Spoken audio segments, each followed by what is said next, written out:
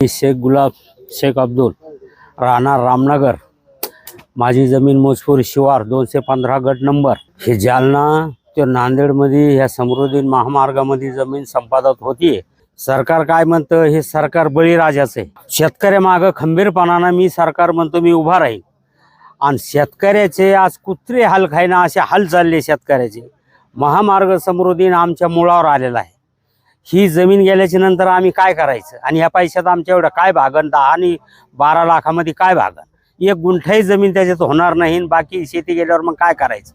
मग त्या मेल्यापेक्षा आजच आम्ही फाशी घ्यायला तयार हो।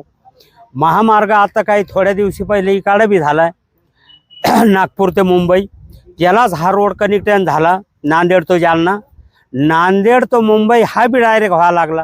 मग तिकडे शेतकऱ्याचं सगळं धरण्यात आले। विहीर धरण्यात आली, क्षेत्र धरण्यात आलं, पाईपलाईन धरण्यात आली, झाड धरण्यात आलं, जंगली झाड धरण्यात आलं। सगळं काही मोबदला शेतकऱ्याने त्या रोडला दिला।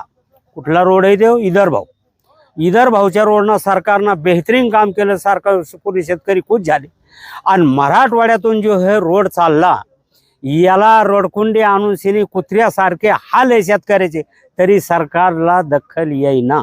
मराठवाड्याशी काही सरकारचं काही शे आहे का काय? आजच दुसरं दिसायला आम्हाला। तिकडे इधर भाऊ खुश, इकडे मराठवाडा परेशान।